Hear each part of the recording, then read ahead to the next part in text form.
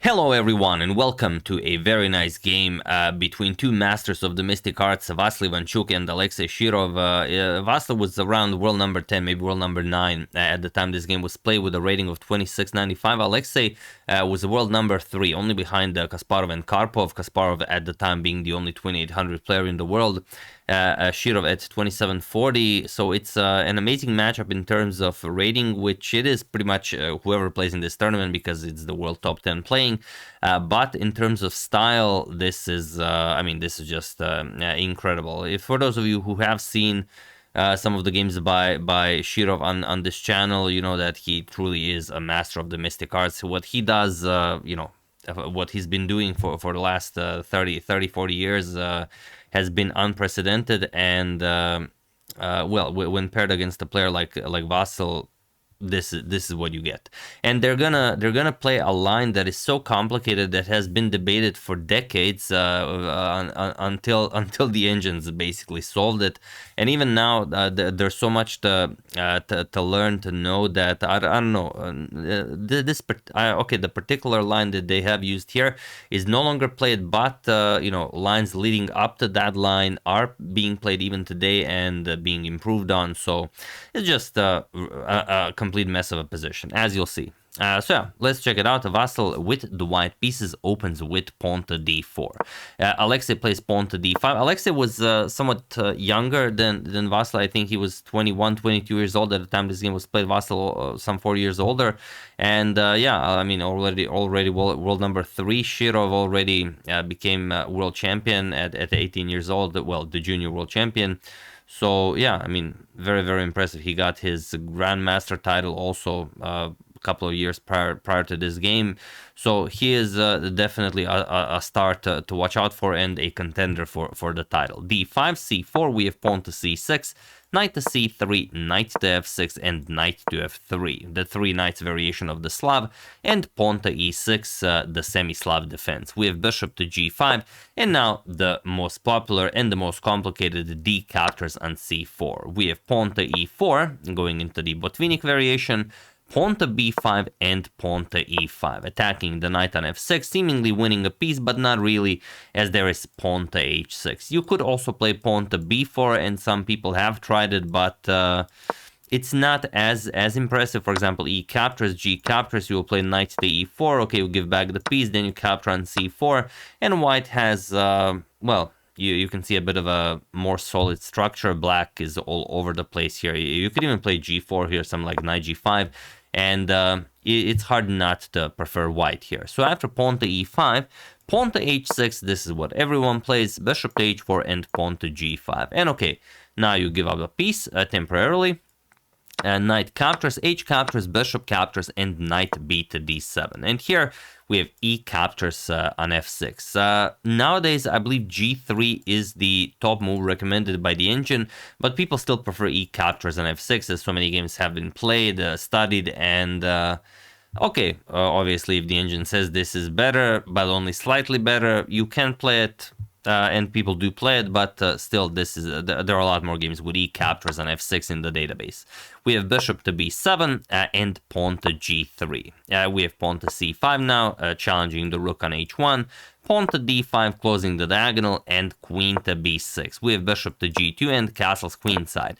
And this was still theory at the time this game was played, and many years after that, as you'll see in a few moves.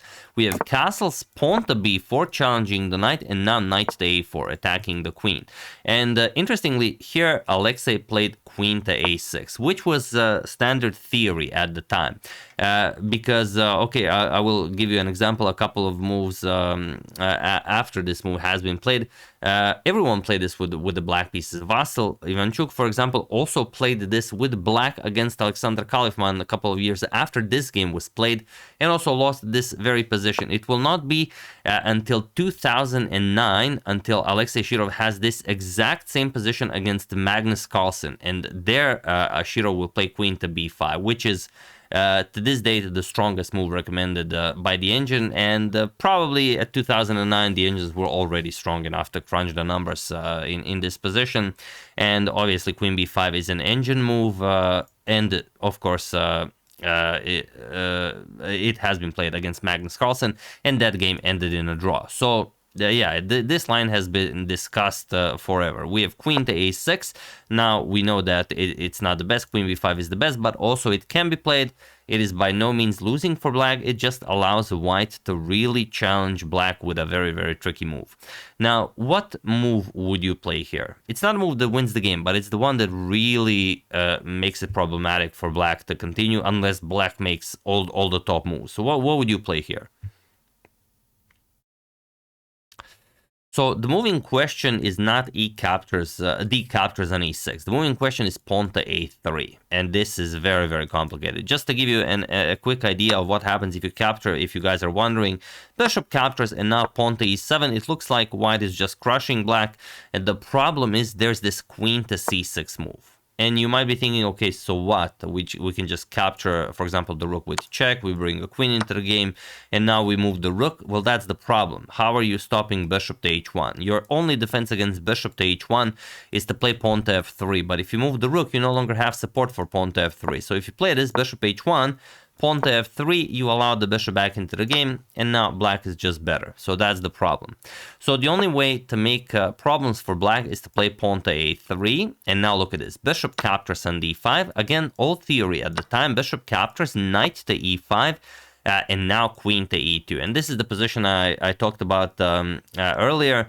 In 1998, 4 years after this game was played, Alexander Khalifman will have this position against Vasyl Ivanchuk, and he will not play queen e2, he will play a captures on b4, and he will beat Vasyl with this exact same setup. It's not that, you know, both the moves are fine. You can play queen e2, you can play a captures on b4, as we've discussed. You could also play knight captures on c5. This can also be played. The position is just that complicated. But we're not going to overanalyze it. Queen to e2 by Vasyl. And I believe at the time it was now, as of move 19, that we have a completely new game. I could be wrong because I don't have the exact data on this, but I couldn't find any other games, so I'm calling it that. And also, as usual, sorry, I don't have the clock times for these older tournaments. And now look at this. Rook captures on d5. Now you have to capture. The queen is out of the way. A captures on b4, C captures, and knight to c3, attacking the queen and the rook. So, of course, you save the queen, queen to c6. That's why, obviously, the queen was better placed on b5. And now knight captures on d5. There's even a trickier line, bishop to f4. We can quickly show it. Point is that once you give up the knight, yes, it doesn't look like much for white, but after bishop captures on e5 and let's say rook d2, you will move the queen to e1, which makes it problematic for black to do anything with this pawn. And now after black gives up the pawn to get rook to d8 in, okay, you give it up, rook to d8, and now you play bishop to f4, and you free up e5 for the white queen, and also rook is coming to b1, and it will be very, very difficult to defend this black king, if at all possible. So a slight improvement to Vasyl's knight captures on d5, but if you don't have the engines, I mean bishop f4, maybe something Alexey would play against Vasyl in this position, or you know, if Vasyl had a really, really good day, he would play bishop f4, but still knight captures on d5 is also fine. Queen captures on d5, pawn to f3, stopping any knight f3 check ideas. And the bishop to c5 check. We have king g2, knight to d3, and pawn to h4. Now you can see that Vasyl definitely has some long-term plans of advancing those pawns up the board. King to b7, we have rook to a5 now, pinning the bishop, and queen to d4 unpinning, and preparing to harass the rook with bishop to b6. We have pawn to b3, trying to undermine the knight on d3, bishop to b6, attacking the rook, and rook back to a2. We have pawn to c3, Alexey creates a very, very powerful passed pawn, rook to d1, threatening to pick up the knight, and now rook to d8 defending, but also means that the h-file is now up for grabs, so Vasyl starts advancing the h-pawn. Pawn to h5, pawn to a5, Alexey also with ideas of creating a pass pawn on the queen side, pawn to g4 and knight to f4 with check, allowing this straight to happen. As Vasyl says, my pawns will be faster. So let's see what happens here. Bishop captures on f4, queen captures on d1, we have queen captures and rook captures on d1, and now pawn to h6. And there is a very good way for black to handle this, but it's not easy to spot. What would you play here? Also a very, very fine position for you to analyze.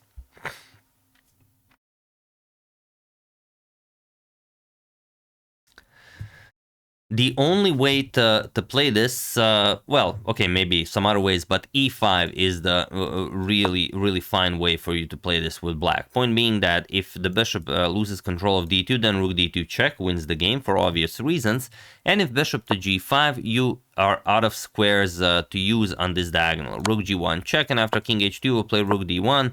And you cannot advance the g-pawn, and that is all that black needs, and black is either slightly better or okay, it's gonna be a draw. But in the game, Alexey played king to a6. Of course, we don't have the clock times, but I imagine it was quite the time struggle. Pawn to g5 and now rook to d8. He has to be ready to stop those pawns. We have king to f1, king to g3 would be slightly better. King f1 and now bishop to d4. We have king to e2, pawn to e5, bishop to e3 offering a trade, and king to b5. We have pawn to h7 and now rook to h8. Bishop captures on d4, we have e captures on d4 and pawn to g6, making sure that you cannot capture the h-pawn because the f-pawn is already on f7. And now look at this, king to c6, king to d3, king d7, we have rook to e2, cutting off the black king, of course, pawn to a4, Alexey also creates a passed pawn, and now the only winning move, but not a difficult one to find, rook to e8, we have a captures on b3, capturing allows the other pawn to queen with check, so that's the key idea here. So that's why a captures on b3. Alexey gives up the full rook on h8, but it doesn't matter. Pawn to b2, threatening to play b3 and then queen the pawn. But now Vasyl just plays rook to d8 with check, and he was in this position on move 47 that Alexey Shirov resigned the game, as there is nothing more to be done here. So brilliant game by both of them, but it is Vasyl who takes down this one. And it's amazing that so many years this position was analyzed, and it took Alexey Shirov so many years to play it finally against Magnus Carlsen and find that queen to b5, get a draw, and yeah, just amazing position. So yeah, I hope you guys enjoyed it. We're going to cover a couple more games from this tournament. I would like to thank Peter Van Doest, Derek King, Charles Benjamin Flynn, Diane Schwartz, and Ilya Maltsev for your contribution to my channel. Thank you a lot. I really appreciate it. As usual, you can check 2 of my previous videos here. Thank you all for watching, and I will see you soon, continuing the coverage of this wonderful event and whatever else happens in the chess world. Thank you all. I will see you soon, and have an excellent rest of your day.